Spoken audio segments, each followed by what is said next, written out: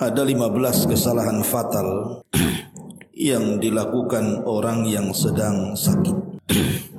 Apa saja kesalahan-kesalahan yang bisa mengakibatkan kekufuran terkadang apabila dilakukan oleh orang yang sedang sakit ini. Ma'asyiral muslimin yang dimuliakan Allah Subhanahu wa taala. Manusia senantiasa ditakdirkan oleh Allah Subhanahu wa taala terkadang sehat, terkadang sakit. Dan bagi orang yang beriman, keduanya adalah sebuah kebaikan. Makanya Nabi SAW mengatakan, ajaban li amril mu'min. Sungguh mengherankan perkaranya orang yang beriman itu. In asabathu sarra syakara fakana khairan lahu. Kalau seandainya dia ditimpa oleh Allah Subhanahu wa taala sebuah kenikmatan, maka dia pun bersyukur dan itu lebih baik bagi dia. Wa in asabathu dharra'u sabara fakana khairan lahu. Tetapi jika dia mendapatkan musibah, dia pun bisa bersabar dan itu kebaikan bagi seorang mukmin. Artinya bagi seorang mukmin sehat adalah kebaikan, sakit juga kebaikan. Masalahnya tidak semua orang menganggap sakit itu kebaikan. Hanya orang-orang yang beriman kepada Allah Azza wa Jalla yang menganggap sakit itu sebuah kebaikan. Lah ada orang-orang yang sedang ditimpa oleh Allah musibah berupa penyakit. Mereka melakukan kesalahan-kesalahan dalam sakitnya itu. Dan terkadang kesalahan yang mereka lakukan itu bisa sampai taraf kufur. Naudzubillah. Apa saja kesalahan itu? Saya sudah merangkum 16 kesalahan yang dilakukan orang sakit. Tidak memperpanjang mukadimah. Yang pertama, tarkus salati, meninggalkan salat. Ada sebagian orang itu yang ketika dia sehat, dia salat. Bahkan boleh dikata rajin salat. Tapi ketika Allah takdirkan dia sakit, ada sebagian orang itu kemudian sampai meninggalkan salat. Apalagi kalau sakitnya parah. Ma'asyiral muslimin yang dimuliakan Allah Azza wa Jalla, ingat bahwa salat itu adalah kewajiban mutlak. Makna kewajiban mutlak itu tidak bisa ditinggalkan dalam kondisi apapun. Baik dalam kondisi takut ataupun aman, baik dalam kondisi sakit ataupun sehat. Maka salat itu tidak bisa ditinggalkan. Makanya Abdullah ibn Syaqiq radhiyallahu anhu, seorang sahabat Rasul, mengatakan, "Kana ashabu Muhammadin sallallahu alaihi wasallam la yarawna syai'an minal a'mali tarkuhu kufrun illa shalah." Adalah sahabat Nabi sallallahu alaihi wasallam, mereka tidak pernah melihat sesuatu amal ibadah yang kalau ditinggalkan bisa jadi kufur kecuali salat. Maka saya nasihatkan kepada orang yang sedang sakit, dalam kondisi apapun Anda jangan pernah meninggalkan salat. Dan alhamdulillah, Islam itu bukan agama yang mempersulit orang. Bahkan Islam itu agama yang mempermudah orang. Kalau orang sakit tidak bisa solat sambil berdiri, bisa sambil duduk. Kalau orang sakit tidak bisa solat sambil duduk, bisa dia berbaring ke lambung kanan menghadap kiblat. Kalau tidak bisa, terlentang. Kalau tidak bisa, dengan gerakan, dengan isyarat. Kalau tidak bisa dengan isyarat, dengan lamunan selama akalnya masih ada. Dan kewajiban orang yang sehat kalau sudah seperti ini harus mengingatkan setiap waktunya supaya dia ingat. Karena bahaya kalau seandainya Allah takdirkan kemudian parah sakitnya, kemudian dia meninggalkan solat. Kalau meninggal, apa hukumnya tuh?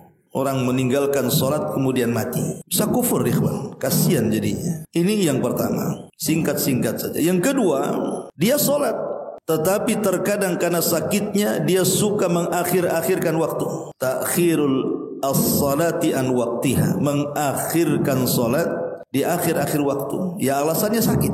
Padahal Islam itu membolehkan seseorang itu kan menjama. Kalau orang memang sedang sakit parah, terkadang kalau minum obat itu suka ketiduran, kan bisa dijama. Pamannya asar ditarik ke zuhur, isya ditarik ke maghrib atau sebaliknya. Kan dimudahkan sebenarnya. Supaya banyak istirahatnya, dijama saja sholatnya. Kalau memang sakitnya parah. Yang lebih parah lagi adalah sakitnya tidak parah, dia bisa berdiri, duduk pula dia. Tidak sah sholatnya, ikhwan. Karena berdiri dalam sholat itu rukun masalahnya. Dia bisa berdiri, sakit sedikit, akhirnya duduk. Nah, ini masalah. Upayakan dulu sesempurna mungkin solat itu. Kalau tidak bisa sama sekali berdiri, baru duduk lah, itu lain ceritanya. Ma'asyiral muslimin yang dimuliakan Allah Azza wa Jalla. Ini yang kedua. Yang ketiga, tarqut taharati ma'al qudrati 'alaiha. Meninggalkan wudu, meninggalkan taharah padahal dia sanggup. Pamannya dia hanya bahasanya greges-greges gitu saja, demam-demam gitu ya. Enggak mau dia wudu, maunya tayamum dia. Nah, ini kan masalah ya. Dia bisa loh. Makanya sebagian ulama ketika memberikan catatan kepada hadis Nabi sallallahu alaihi wasallam, asbigil wudu alal makari, sempurnakan wudumu walaupun kau benci, tidak suka. Para ulama mengatakan walaupun kita ini sedang demam atau mungkin cuaca dingin, tetap sempurnakan selama tidak memadaratkan kita. Atau terkadang ada yang tidak perhatian dengan kebersihan. Mungkin orang sakit ini juga terbaring tidak bisa apa-apa, kadang kencing lewat selang dan begitu seterusnya, atau kadang pakai pampers, kadang-kadang tidak diperhatikan itu sama orang sembuh tuh, saya yang menjaganya kan. Kalau kita bisa mengganti pampersnya ataupun memperhatikan najisnya, maka bersihkan, karena bagaimanapun di antara syarat sah solat itu adalah tempat yang suci, pakaian yang suci, bukan hanya sekedar suci dari hadas besar, hadas kecil saja. Tempat pun mempengaruhi ibadah kita masalahnya. Ini juga yang ketiga. Yang keempat, al-jaz'u wal qunutu min rahmatillahi azza wa jalla. Terkadang orang sakit itu mudah putus asa dari rahmat Allah subhanahu wa ta'ala. Jadi ketika sakit dia itu bersuudzon kepada Allah, berburuk sangka kepada Allah subhanahu wa ta'ala. Dan ini banyak ya. Banyak orang sakit itu apalagi sakitnya parah, kemudian sudah terlalu lama, dia berpikir kasihan juga yang menjaganya. Terkadang dia suudzon kepada Allah subhanahu wa ta'ala, seolah-olah Allah benci dengan dia. Lah, putus asa dari rahmat Allah subhanahu wa ta'ala adalah dosa yang sangat besar. Ingat, putus asa itu dosa yang sangat besar. Terkadang saking putus asanya dia caci maki penyakitnya. Nabi SAW pernah melarang, ada seorang wanita namanya Ummu Sa'ib. Dia mengikat kepalanya karena demam. Sakit kepala, diikat kepalanya. Kemudian dia mengatakan, al-humma la barakata fiha, katanya. Mudah-mudahan demam ini enggak ada berkahnya, katanya. Maka Rasul marah dan mengatakan, la tasubbil humma, jangan kau cela demam, kata Rasul. Tak boleh kita ini putus asa sampai mencela penyakit. Maka putus asa dari rahmat Allah subhanahu wa ta'ala saat sakit ini adalah salah satu dosa yang mengantarkan kepada dosa-dosa besar. Kemudian yang kelima, at-tasakhut wa adamus sabri ala aqdarillahil mu'limah. Seseorang tasakhut itu artinya menolak takdir, tidak sabar dengan takdir Allah subhanahu wa ta'ala yang Allah putuskan kepadanya. Kenapa sih aku saja yang sakit, kau tetangga sehat-sehat saja? Ingat bahwa sakit itu takdir Allah, takdir dari Allah subhanahu wa ta'ala, kita harus menerima. Karena di balik sakit itu nanti saya jelaskan tentang manfaat atau keutamaan orang sakit itu. Jadi kalau orang paham di balik sakit itu, bahwa di balik sakit itu salah satunya bisa menggugurkan dosa dan mengangkat derajat, tentu orang sakit itu akan lebih sabar lagi. Karena ingat bahwa nanti pada hari kiamat orang-orang yang sehat di dunia itu, mereka melihat orang-orang yang sakit di dunia di akhirat. Jadi ada dua orang di dunia, yang satu suka sakit, yang satu sehat terus. Dua-duanya meninggal. Kemudian Allah subhanahu wa ta'ala memberikan banyak pahala kepada orang yang sakit ketika di dunia dia sabar dan mengharap pahala Allah. Maka orang-orang sehat memandang orang-orang yang dulunya sakit di dunia dan mereka sabar serta mengharap pahala, kemudian mereka diberikan ganjaran banyak. Mereka berangan-angan kalau mereka ingin dikembalikan ke dunia, kemudian dikelupaskan kulit dari dagingnya, supaya mereka pun mendapatkan hal yang sama yang diberikan Allah kepada orang yang banyak musibah di dunia ketika diberikan balasan di akhirat. Jadi at-tasakhut dan juga tidak ada sabar itu sebenarnya tidak ada gunanya. Apa sih gunanya? Apakah dengan kita kemudian mencela Allah subhanahu wa ta'ala, kemudian tiba-tiba sembuh penyakit saya gitu kan? Penyakit kita kan tidak juga. Kalau sudah ditakdirkan kan tidak mungkin sembuh. Kalau ditakdirkan sembuh, sembuh. Kalau tidak ditakdirkan tidak sembuh, tidak mungkin sembuh. Lalu apa gunanya marah-marah kan itu? Enggak ada gunanya marah-marah itu. Maka bersabarlah, karena sabar itu justru melahirkan banyak pahala. Ini yang kelima. Kemudian yang keenam, at-ta'alluq bi ghairillah min atibai wa ghairihim. terlampau menggantungkan perobatan kepada selain Allah, atau dengan kata lain terlampau menyandarkan kepada sebab dan lupa kepada yang membuat sebab. Karena ada orang itu dia melupakan Allah Subhanahu wa taala saat berobat.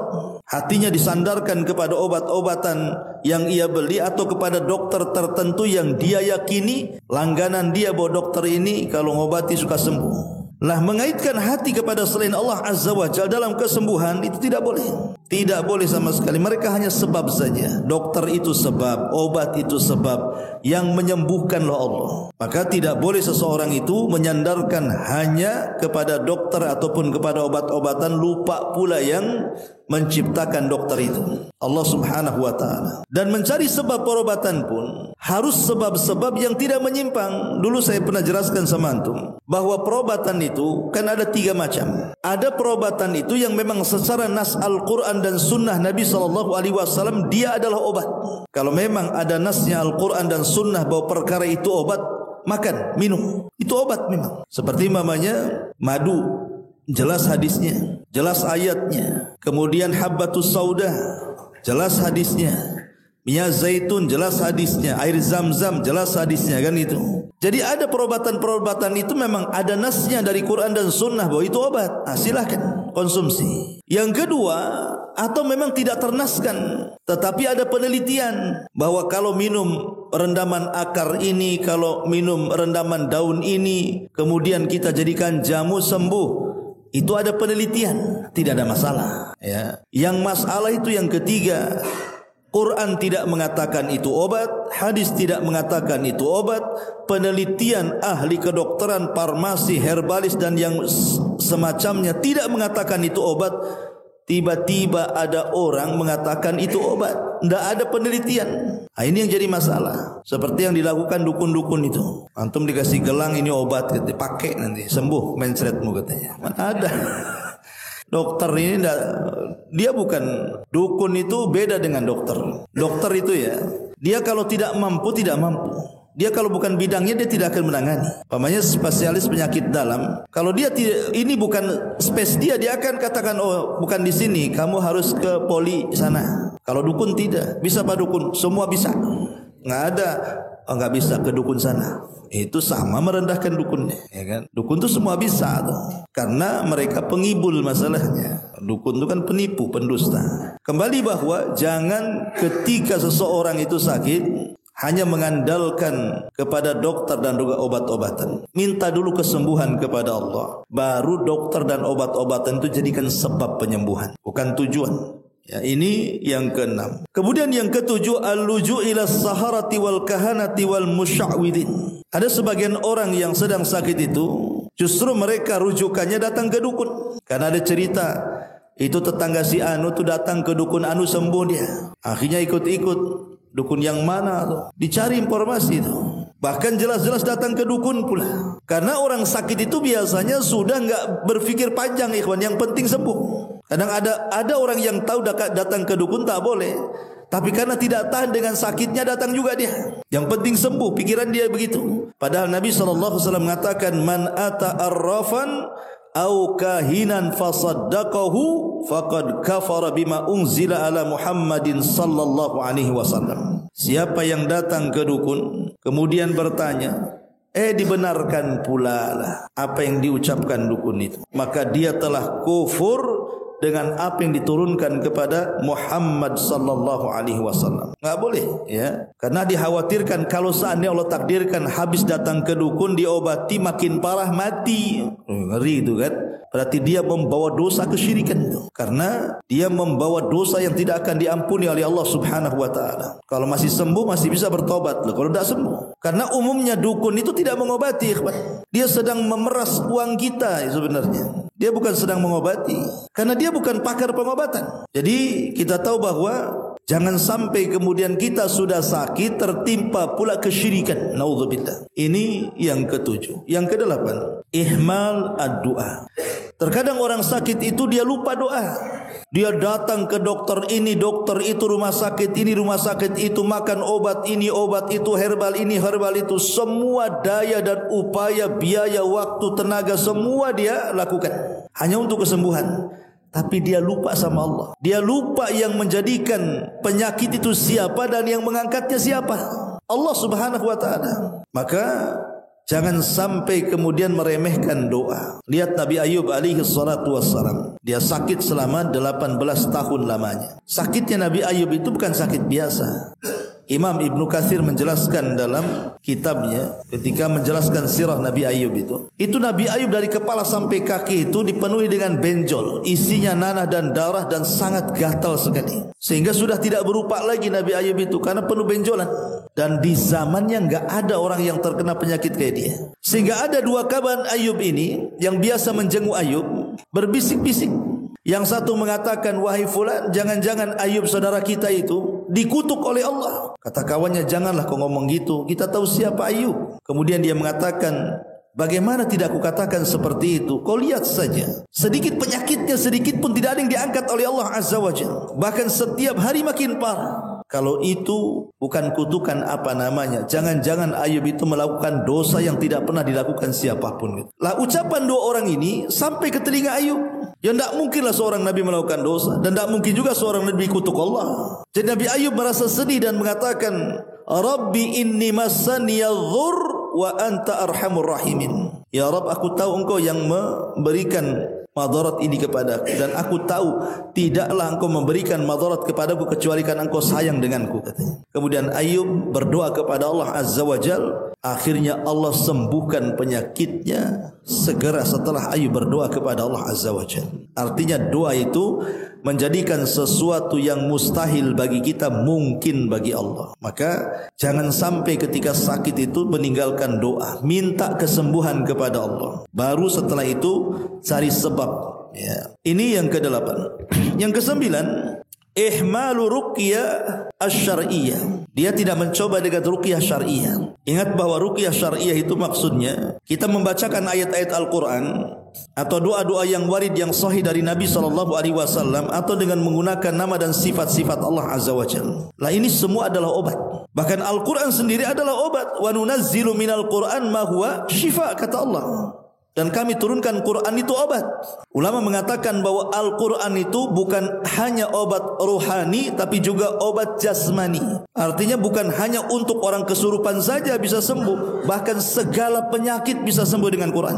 Caranya apa? Baca Quran itu, kemudian diniatkan kesembuhan. Minta kepada Allah Subhanahu wa ta'ala dengan wasilah bacaan itu supaya Allah menyembuhkan penyakitnya. Dan sebaik-baik ruqyah itu yang dilakukan diri sendiri. Kan kita bisa baca Quran kan? Baca aja sendiri. Sebab kalau seandainya kita datangkan orang untuk membaca, tukang-tukang ruqyah itu dikhawatirkan. Apalagi kalau sampai kita minta, dikhawatirkan hati kita ini tidak terpaut kepada Allah, tapi terpaut kepada tukang ruqyah atau yang dibaca tukang ruqyah. Oh mantap Ustaz itu kalau ruqyah, kenapa? Sembuh saya. Ustaz itu tak tahulah lelet katanya.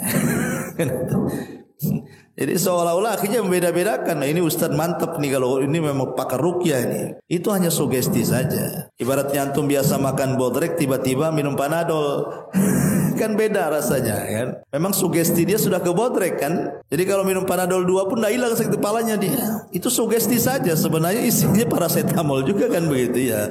Artinya kan kandungannya sama juga sebenarnya. Cuman sugesti itulah yang kemudian salah satu pendorong akhirnya sebab kesembuhan. Intinya bahwa kalau memang seseorang itu sedang sakit, cobalah meruqyah diri sendiri. Tapi kalau Allah takdirkan sudah meruqyah diri sendiri juga tak sembuh, sudah ke dokter juga tak sembuh, sudah dioperasi tak sembuh, minum obat dengan berbagai macam obat, sekali minum 10 biji pun tak sembuh gitu kan ya. Berarti sudah takdir itu namanya. Allah sudah takdirkan seperti itu. Berarti pasrah dengan takdir. Mungkin di balik sesuatu yang kita anggap tidak baik itu rupanya baik di hadapan Allah, kita tidak tahu ya. Ini yang ke-9. Yang ke-10, ihmalu amril wasiyah. Terkadang orang sakit ini lupa dia berwasiat, apalagi sakitnya parah. Jadi kalau seandainya ada saudara kita yang sedang sakit parah, minta wasiatnya. Atau kita lah yang sedang sakit parah, kita berwasiat. Ingat wasiat itu belum tentu harus setelah memberikan wasiat kita mati, enggak. Kita kan tidak tahu matinya kapan. Cuman ini sunnah. Jadi kalau orang itu sedang sakit itu ambil pena, ambil catatan, atau orang lain suruh mencatat, kasih wasiat. Boleh jadi dia punya hutang masalahnya kan nggak tahu. Dia ngomong, saya ini ada hutang sama si Anu, kalau saya meninggal tolong bayar kan gitu. Oh saya ini punya hutang ke sana, saya ini punya salah sama si Anu, ya, tolong mintakan maaf. Kan kita tidak tahu kan. Bisa saja besoknya mati, ya. Ataupun mungkin wasiat yang lebih penting adalah wasiat kepada keluarga, meminta kepada keluarganya, kalau saya mati tolong jaga sholat, tolong jaga jangan bertengkar kalian, tolong jaga ibadah. Nah, itu sunnah hukumnya. Nah ini kadang-kadang ditinggalkan sama orang yang sakit seperti ini, yang dengarnya pula ketakutan, janganlah wasiat nanti kau besok mati katanya. Bukan, orang habis wasiat tidak mesti harus mati. Wasiat itu sunnah hukumnya. Walaupun habis ngasih wasiat besok pula sembuh, gak ada masalah. Seperti yang terjadi kepada sahabat siapa? Abdurrahman ibn Auf. Abdurrahman ibn Auf itu ketika sakit parah, Nabi SAW berada di sisinya. Dan ketika itu Abdurrahman ibn Auf tidak punya anak kecuali satu perempuan. Waktu sakit parah itu, maka kata Abdurrahman ibn Auf, ya Rasul, hartaku banyak sementara anakku cuma satu perempuan. Maka kalau aku meninggal, aku akan sedekahkan seluruh hartaku di jalan Allah. Kata Rasul, jangan berwasiat seperti itu. Kata Abdurrahman, kalau begitu separuh hartaku. Kata Rasul, jangan berwasiat seperti itu. Kalau begitu sepertiga hartaku wahai Rasul. Boleh, dan sepertiga itu sudah banyak. Rupanya Abdurrahman bin Auf tak jadi mati, malah sehat. Kemudian anaknya banyak. Jadi orang berwasiat tidak harus besoknya mati kan. Bisa saja habis ngasih wasiat dia sembuh, ya. Dan ini juga bagaimana para sahabat itu berwasiat kebaikan gitu kan. Dan jangan berwasiat kepada keburukan. Pemain ketua geng mau mati, pegang geng kita nih. Wasiat keburukan ya tidak boleh, haram ya. Kemudian juga yang nomor 10, at-tasakhul fi kashfil aurati wa adamu hifdhiha, terutama bagi wanita ini ya. Meremehkan ketika sakit itu tidak menjaga aurat. Jadi walaupun sedang sakit tetap jaga aurat. Maka saya takjub dengan wanita-wanita Palestina saat diwawancarai kan. Mereka mengatakan kami kalau malam maka kami akan menggunakan pakaian lengkap katanya. Kalau tidur itu menggunakan pakaian lengkap. Sebab kalau seandainya terjadi pengeboman kemudian kami mati, maka seluruh badan kami tertutup dengan pakaian kami. Luar biasa. Ya, wanita-wanita Palestina waktu terjadi genosida kan sampai hari ini. Tapi yang jelas bahwa jangan tasakhul. Tetap seorang wanita ketika sakit jaga aurat, dan orang yang menjaganya juga tutup auratnya. Karena biasanya orang yang sakit terkadang tak sadar kan, dia terbuka auratnya dan lain sebagainya. Makanya ini juga penting. Kata Rasul, ihfad aurataki illa min zaujatiki aw ma malakat yamini. Ihfad aurataka illa min zaujatika aw ma malakat yamina. Jagalah auratmu kecuali dari pasanganmu ataupun budak hamba sahayamu. Masyarul muslimin yang dimuliakan Allah Azza wa Jalla, tapi membuka aurat terkadang menjadi darurat kalau memang masuk dalam ilmu kesehatan. Umpamanya mau dioperasi, mau tidak mau kan. Sementara tidak ada dokter yang sesama perempuannya, rupanya pakarnya pula laki-laki kan gitu ya. Itu namanya ad-daruratu tubihul mahdhur. Kalau terpaksa ya harus diobati dan harus membuka aurat itu kan, itu pun dibuka sekedar saja. Kalau dokternya paham dengan ilmu Islam kan itu. Ini yang ke-10. Yang ke-11, al-ghaflatu wa qada'ul awqati fima harramahu Allah azza wa jalla. Ada orang sakit itu bukan dihabiskan dengan zikir, dengan baca Quran, dengan mengingat Allah, dengan tafakur. Enggak. Ada orang sakit menghabiskan waktunya itu hanya untuk sia-sia saja. Dengerin musik sampai mati. Dengerin musik gitu. Gitu ya. Ada orang sakit justru yang didengarkan tuh musik dia. Lah kan aneh itu. Harusnya orang sakit ini lebih dekat kepada Allah Azza wa Jalla, karena tidak tahu bahwa ajal dia sudah dekat tuh masalahnya. Maka ini juga kesalahan orang sakit gitu, bukan menghabiskan waktu-waktu di atas pembaringannya itu berzikir kepada Allah, membaca Al-Quran, terus tafakur, berfikir akan dosa-dosanya kemudian bertobat. Ini tidak, malah kemudian mendengarkan yang tidak-tidak. Ya. Kemudian yang nomor 12, tarkul amri bil ma'ruf wan nahyu anil munkar. Tetap kewajiban orang sakit pun tidak boleh meninggalkan memerintahkan kebaikan dan mencegah dari kemungkaran. Tetap minta ketika kita sakit, kepada keluarga kita minta agar mereka jangan meninggalkan sholat, agar kalau dia punya anak gadis jangan sampai membuka aurat. Kemudian dia titip pesan kepada istrinya jangan gibah dan begitu seterusnya. Ya tetap itu kewajiban, ya walaupun sedang sakit. Kemudian yang nomor 13, al-iqdam ala ba'dil ijra'atit tibbiyatil mamnu'ati syar'an. Ada orang sakit itu mencari obat yang jelas-jelas obat itu haram. Contoh umpamanya orang kena asma, kata orang kampung katanya harus makan kelelawar, ya kan? Akhirnya pesan kelelawar banyak-banyak, disangrai, digoreng sama dia, dibuat bakwan, dimakan katanya. Enggak boleh. Makan kelelawar enggak boleh, kawan. Ataupun makan cacing katanya. Untuk obat apa itu? Panas dingin katanya. Cari cacing, goreng, makan. Tidak boleh. Ya, perobatan-perobatan itu selama ada yang halal tidak boleh berpindah ke yang haram. Apalagi aneh-aneh di masyarakat ini, ular aja dimakan, katanya untuk kesehatan katanya. Ya, ular untuk kesehatan ya. Kesehatan apa itu? Makan ular. Katanya bagus katanya kalau makan ular itu. Yang ada ngular dia jadinya. Intinya bahwa tidak boleh ya mencari perobatan itu dengan yang diharamkan. Tidak boleh. Dahulu saya ingat kisah Urwah ibn Zubair radhiyallahu an. Urwah ibn Zubair ini Allah takdirkan salah satu kakinya itu terkena sakit, jatuh kemudian luka kemudian membusuk. Ya kalau sekarang ini ada orang yang kena gula gitu kan, kemudian ada luka tidak sembuh-sembuh akhirnya membusuk kan itu. Jadi Urwah ini datang kepada tabib, kepada dokter lah. Kata dokter, ini tidak bisa tertolong satu kakimu ini. Bagaimana kalau aku akan potong kakimu? Kan ini bahaya kalau tidak dipotong. Kata Urwah, ya silahkan kalau memang itu yang terbaik. Kemudian sang dokter mengatakan, tapi sakit wahai imam. Karena di zaman itu kan lain dengan di zaman sekarang. Kalau zaman sekarang operasi enak, ada obat biusnya, kadang tak sadar kan gitu ya. Tahu-tahu udah dipotong aja kaki itu. Kalau dulu kan susah, nggak ada obat bius, sehingga kalau dipotong ya sakit betul kan itu. Makanya kemudian sang dokter mengatakan, tapi sakit imam. Akhirnya sang dokter pun kemudian menyarankan Urwah ini minum khamr supaya tidak sadar. Ya, suruh minum khamr, minumlah ini katanya. Kata Urwah, ini apa? Ini khamr. Maka Urwah mengatakan, oh tidak, aku tidak akan minum khamr katanya. Kata dokter, nanti kau sakit, biarkan sakit. Sebab kalau aku minum khamr ini, kemudian kau potong kakiku, tiba-tiba tidak tertolong, matilah aku. Berarti aku meninggal di atas khamr katanya. Itu mati di atas khamr kan. Jadi kata dokter, kalau begitu engkau akan sakit, enggak apa-apa, tapi potonglah ketika aku sedang sholat katanya. Biarkan aku ambil wudu, aku akan sholat 2 rakaat wudu. Saat sholat itu kau potong katanya. Kalaupun aku mati sedang sholat katanya. Itu kan mantap ya. Kalau antum dah minum aja kan gitu, gak peduli. Kurang 1 jerigen 2 jerigen, yang penting gak sakit. Ya. Jadi lihat bagaimana di sini Imam Urwah mengajarkan, tidak bisa, walaupun itu kan sebenarnya kalau seandainya Urwah meminum secara hukum tidak ada masalah sebenarnya. Seandainya Urwah itu minum khamr, karena itu kan sedang darurat masalahnya kan. Ad-darurat tuhwil mahdurat, sesuatu yang darurat itu membolehkan diharamkan sebenarnya. Tapi dia tak mau, tetap dia ingin dipotong saat sholat.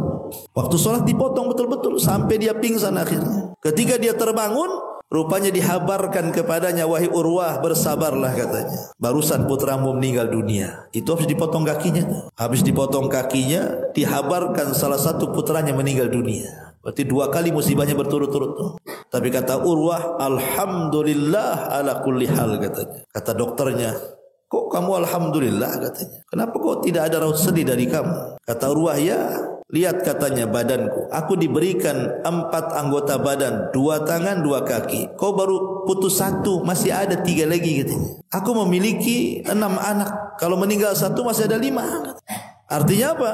Alhamdulillah katanya. Jadi alhamdulillah itu kepada nikmat yang tersisa, bukan kepada musibah yang menimpa, bukan begitu.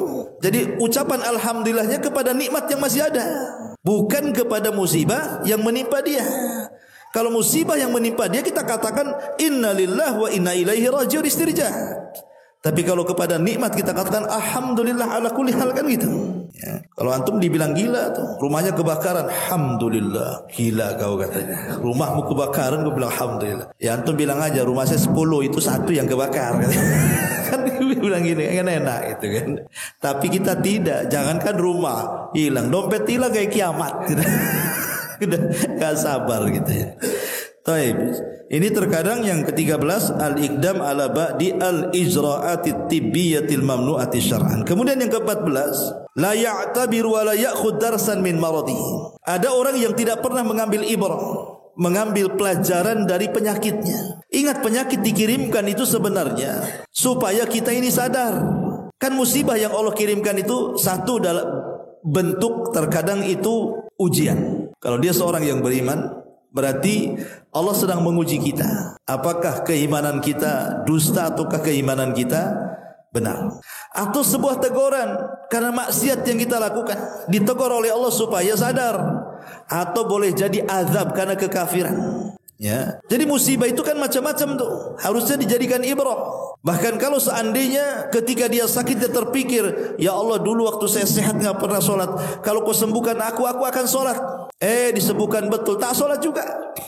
Ada juga yang kayak degil kayak gitu tuh. Ya. Tapi kan masih mending dia mencari ibrah kan. Ketika sakit dia terpikir yang positif-positif gitu. Pokoknya kalau aku sembuh ya Rabb, umroh aku akan sedekah, aku akan ini.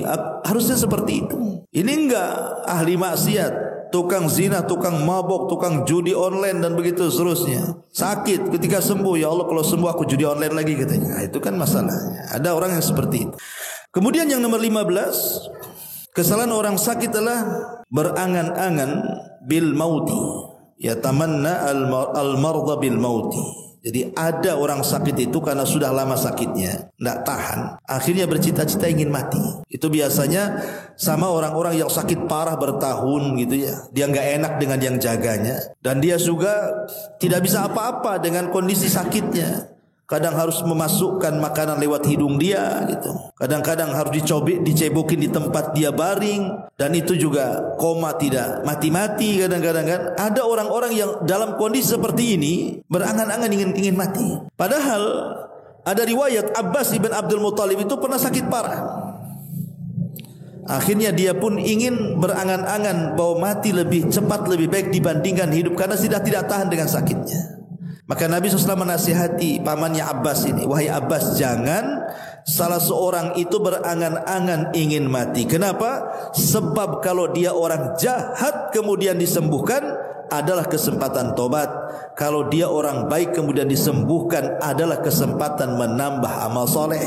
Tapi kalau seandainya harus engkau berangan-angan kepada kematian, maka katakanlah, ya Rabb, wafatkan aku jika kematian itu baik bagiku, dan sembuhkan aku jika hidup itu lebih baik bagiku. Kalaupun harus berangan-angan dengan kematian. Ini yang ke-15. Dan yang terakhir ke-16, sabbul mard, mencaci maki penyakit. Dan ini sudah dibahas tadi, tidak boleh mencela penyakit. Inilah di antara 16 perkara tidak boleh ada sama orang sakit itu. Karena ada faedah kalau orang sakit itu paham bahwa sebenarnya Allah sedang memuliakan dirinya. Saya kira orang yang sedang sakit tidak mungkin melakukan 16 perkara ini. Pertama, ingat bahwa sakit ini merupakan penebus dosa. Ingat, sakit ini bisa menebus dosa. Nabi mengatakan, ma yamradu mu'minun wala mu'minatun wala muslimun wala muslimatun illa hattallahu bidzalika khatayahu kama tanhattul waraqatu minasyajari.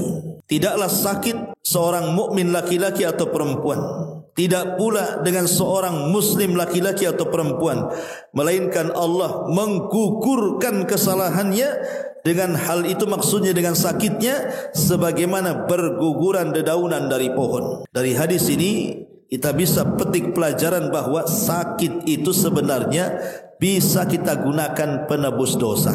Ya mungkin dosa-dosa saya sudah terlampau banyak, mungkin Allah sedang menguji saya dengan sakit. Mudah-mudahan dengan sakit ini dosa saya bisa hilang. Ini yang pertama. Yang kedua, sakit ini mengangkat derajat, menambah kebaikan, dan juga Allah berikan banyak keutamaan. Dalam hadis Nabi mengatakan, "Ma min muslimin yushaku syauka fama fawqaha illa kutiba lahu biha darajatun wa muhiyat anhu biha khati'ah."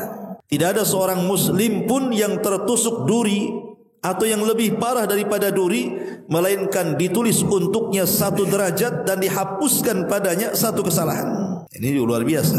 Ya, ini yang kedua. Yang ketiga, penyakit ini juga sebab untuk mencapai kedudukan tinggi di sorga. Karena ada sorga itu yang tidak bisa diraih dengan solat, tidak bisa diraih dengan puasa, tidak bisa diraih dengan baca Quran, dengan zikir dan yang lain sebagainya. Hanya bisa diraih dengan kesabaran. Dan tidak mungkin sabar kecuali orang itu diuji. Dan salah satu ujian adalah penyakit. Kata Nabi, "Innar rajula la yakuna lahu indallahil manzilata fama yablughuha bi amalihi fama yazalullahu yabtalihi bima yakrah hatta yablughaha."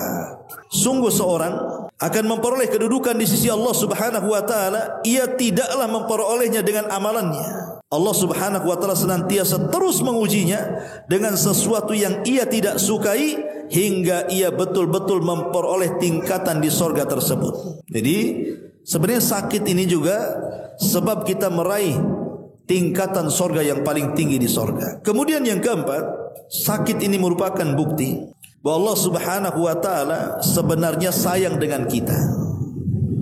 Karena Rasul yang mengatakan, "Man yuridillahu khairan yusib minhu." Siapa yang Allah kehendaki kebaikan, maka orang ini harus diberikan banyak musibah. Jadi terkadang musibah yang Allah berikan kepada kita itu sebenarnya tanda sayang Allah kepada kita. Tapi banyak orang yang mengira bahwa Allah sedang benci sama dia. Tidak, Allah sedang sayang kepada dia. Kemudian yang nomor 5, bahwa sakit itu membawa muhasabah. Berapa banyak orang yang sakit kemudian sembuh, tobat dia akhirnya. Gara-gara sakit tobat dia kan. Sebelum sakit maksiatnya tingkat dewa. Tapi setelah Allah berikan sakit, setelah sembuh, Masya Allah, taubatan nasuha dia. Banyak yang seperti itu. Kemudian juga yang nomor 6, sakit juga menyebabkan kembalinya hamba Allah untuk senantiasa introspeksi terhadap dirinya, bahwa dia harus lebih dekat lagi dengan Allah dan lebih dekat lagi dengan Allah. Termasuk juga yang nomor 7, bahwa selama sakit yang menghalangi dirinya, maka catatan kebaikannya tetap Allah akan catat kepada orang yang terbiasa beribadah. Jadi kalau sewaktu sehat dia ahli solat malam, ahli puasa, ahli baca Quran, ahli zikir, ahli sedekah. Tiba-tiba sakit. Ketika sakit tidak bisa lagi dia baca Quran, tidak bisa lagi dia zikir, tidak bisa lagi solat malam, tidak bisa lagi puasa. Maka tetap Allah catat pahala kebiasaannya walaupun dia sedang sakit dan tidak mengamalkannya. Akan luar biasa. Itu menunjukkan apa? Bahwa ketaatan itu tidak terputus karena sakit. Jadi orang yang terbiasa solat malam kemudian sakit, akhirnya tidak bisa solat malam, tetap dicatat solat malam. Sebagaimana Rasul mengatakan, "Idza maridul abdu aw safar kutiba lahu mithla ma kana ya'mal muqiman sahihan." Apabila seorang hamba sakit atau melakukan perjalanan safar, niscaya ditulis untuknya seperti amalan mukim dan juga seperti amalan sehat. Kemudian yang nomor 8, sakit merupakan penyebab masuk ke dalam sorga dan selamat dari neraka. Rasul mengatakan, "Al-humma haddu kulli mu'min minan nar." Demam adalah bagian tiap mukmin dari neraka. Jadi demam di dunia itu sebenarnya itu sedikit demi sedikit kita ini dijauhkan dari neraka. Karena demam adalah bagian setiap mukmin dari neraka. Maknanya, jadi kalau kita selalu dikasih demam, akhirnya kita dijauhkan dari neraka. Kan itu bagian neraka masalahnya. Jadi bersyukur kalau kita sedang demam itu. Ya. Karena itu artinya kita dijauhkan dari api neraka. Kemudian yang nomor 9, terkadang sakit ini bisa memperbaiki hati, kata Al-Allamah Imam Ibnul Qayyim rahimahullahu ta'ala. Karena banyak orang yang keras hati ketika sakit, lembut di hatinya. Kemudian yang nomor 10, sakit juga mengingatkan kepada kita tentang besarnya nikmat sehat. Orang akan tahu betapa besarnya nikmat sehat itu setelah kita sakit kan. Kalau kita tidak sakit tidak tahu nikmat sehat. Sama, kita ini tidak akan tahu nikmat makan sebelum lapar, tidak tahu nikmat haus sebelum minum kan itu. Makanya kalau umpamanya orang sedang sakit itu baru terfikir, kenapa waktu saya tidak seperti ini, tidak seperti itu. Ya, jadi sakit mengingatkan nikmat terbesar as-sihhatu wal faragh. Kemudian yang nomor 11, sakit juga mengingatkan hamba terhadap kondisi saudaranya yang sakit. Ingat bahwa kalau kita sedang sakit bukan berarti satu dunia kita aja yang sakit. Nah, banyak lagi orang yang sakit kok. Gak percaya masuklah rumah sakit sana. Ya. Artinya bahwa jangan merasa di dunia ini cuma dia yang sakit, tidak. Banyak lagi yang lebih sakit dari kita. Jadi kalau kita punya penyakit parah, di sana ada yang lebih parah lagi. Nah, ketika kemudian kita memandang kepada yang di bawah, maka kita akan lebih bersyukur ya kawan, bahwa masih ada di bawah saya ini yang lebih parah sakitnya. Ya alhamdulillah saya ini hanya diamputasi satu tangan, tuh yang kawan tuh dua-duanya buntung, kebanyakan begitu. Ya, ini seperti itu ya. Kemudian sakit juga akhirnya mendapatkan teman baru. Kalau di rumah sakit akhirnya kan punya teman baru sama orang sakit kan, kenalan akhirnya kan. Bahkan ada orang sakit itu bisa berbisnis dia di rumah sakit. Ya, tanya-tanya kamu kerja apa? Oh saya ini jualan kain. Ya udah pesenlah besok antar ke rumah. Nah, bisa berbisnis dia lagi sama-sama lagi sakit tuh padahal tuh.